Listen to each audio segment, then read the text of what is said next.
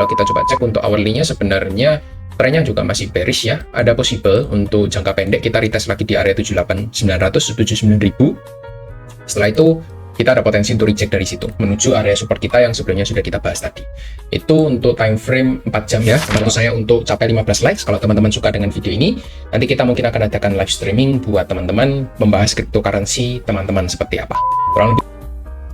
Oke, langsung aja kita akan update untuk market kita Bitcoin dan juga Ethereum ya, untuk daily update ya. Teman-teman bisa coba cek langsung di video kita yang ini untuk update di hari Rabu tanggal 9 April. Kita akan coba cek untuk daily close untuk Bitcoin. Sebenarnya not good ya. Kita punya area supply terbaru di sini karena kita sudah official jebol dari area support yang terakhir ya di sekitar 79.000 kita official jebol di sana, sehingga area next yang akan possible untuk kita tuju ada di 71289. Bukan ajakan beli dan juga jual, jadi teman-teman harus analisa ulang lagi semuanya secara mandiri. 71300 itu merupakan area support kita berikutnya dengan resisten di 79.000 seperti itu. Jadi teman-teman bisa watch untuk area support kita yang terbaru untuk Bitcoin.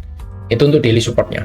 Lalu untuk hourly-nya seperti apa? Kalau kita coba cek untuk hourly-nya sebenarnya trennya juga masih bearish ya. Ada possible untuk jangka pendek kita retest lagi di area 78.900, 79.000. Setelah itu kita ada potensi untuk reject dari situ menuju area support kita yang sebelumnya sudah kita bahas tadi.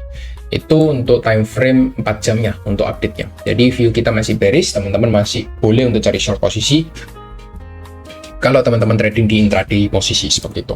Lalu kita next untuk update ke USDT dominance kita ya. So far untuk daily-nya masih ada di tren yang cukup bullish banget ya. Kita terakhir berhasil breakout dari area resisten terakhirnya dan ada possible untuk melanjutkan ke 6,8% seperti itu. Kemarin saya infokan hopefully kita reject dari sini sekitar 6%, tapi ternyata closing di hari kemarin itu hijau ya, closingnya bagus banget gitu. Ekspektasi saya sih ya kalau kita buka di 1 jam ya, hopefully ini bisa jadi double top yang valid gitu. Tapi kalau menurutku ya bukannya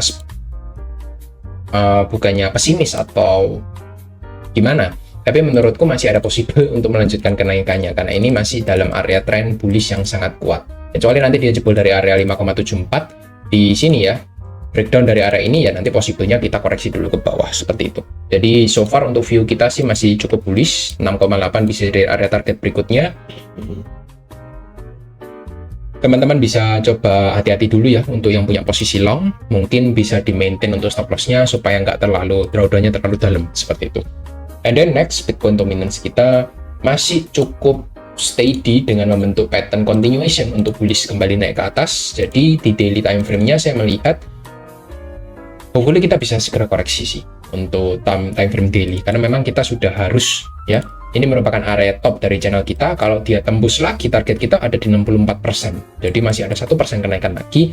Ini merupakan area top terakhir ketika dia spiking naik ke atas di tanggal 3 Februari kemarin seperti itu. Jadi juga masih bullish untuk dominance Bitcoin-nya, apalagi di time frame lebih kecilnya saya melihat intraday-nya ini masih ada penan untuk lanjut naik ke atas gitu. Belum ada tanda-tanda untuk membalikan arah, apalagi reversal ya, masih jauh dari kata reversal dan juga masih jauh dari kata pembalikan arah.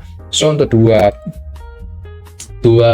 indikator tersebut itu memberikan kita informasi bahwa market itu masih akan terkonsentrasi di dalam Bitcoin gitu. Bagaimana caranya Bitcoin ini akan dijaga ya supaya nggak dropnya terlalu dalam gitu ya, otomatis nanti akan mengorbankan untuk altcoin lainnya gitu, karena memang market global kan sedang ada outflow besar-besaran ya.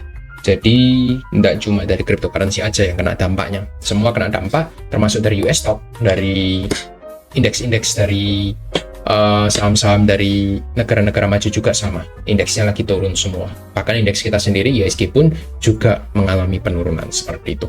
Lalu bagaimana dari Ethereum kita? For Ethereum seperti yang sudah saya sampaikan ya, akan selalu ada market yang dikorbankan, salah satunya Ethereum ya. Teman-teman lihat jebol dari 1550, kita close di bawah area tersebut kemarin, valid ya. Dan targetnya kita next ada di 1300. Jadi jangan kaget kalau kita pelan-pelan menuju 1300 untuk jadi next area supportnya seperti itu. Kemarin saya kira dia bisa berhenti dan rebound, tapi ternyata cuma stay 1 hari ya, lalu turun lagi ke bawah gitu ya. Jadi strategi saya kalau untuk Ethereum, saya disuruh cari untuk entry posisi, mungkin saya akan cari short posisi ya, seperti ini, untuk cari penurunan kembali ke bawah seperti itu. Kalau untuk long sih agak berat kayaknya ya. Jadi ya short akan lebih mudah untuk profit untuk saat ini, untuk intraday posisi. Kurang lebih itu. And then kita bahas untuk others dominance kita. Others market cap dulu ya. Market cap others kita masih reject dari area support. Hopefully kita bisa kembali rebound untuk market capnya. Lalu untuk others dominance-nya ini yang perlu segera untuk recovery. Karena nggak boleh lama-lama di area supportnya. Takutnya dia bisa jebol seperti itu. Lalu, and then kita masuk total 3 kita, masuk area 700 miliar dolar. Hopefully ini bisa menjadi bottom kita.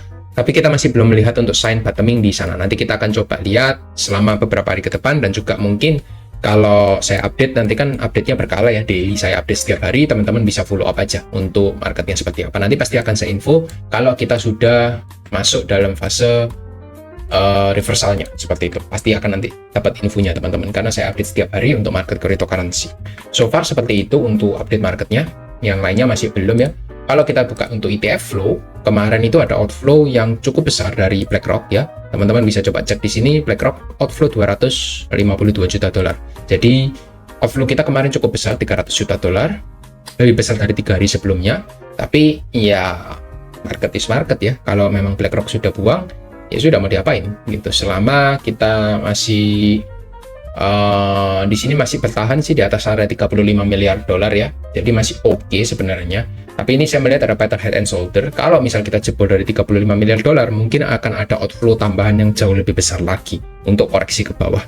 Itu yang saya lihat secara teknikalnya. Teman-teman bisa coba cek juga ya untuk area teknikalnya valid apa enggak ya. Teman-teman bisa validasi sendiri di chartnya teman-teman masing-masing. Di sini saya hanya memberikan informasi saja, bukan ajakan beli dan juga jual. Jadi teman-teman harus analisa ulang lagi semuanya secara mandiri dan juga analisa pribadi masing-masing, seperti itu ya. Bantu saya untuk capai 15 likes kalau teman-teman suka dengan video ini.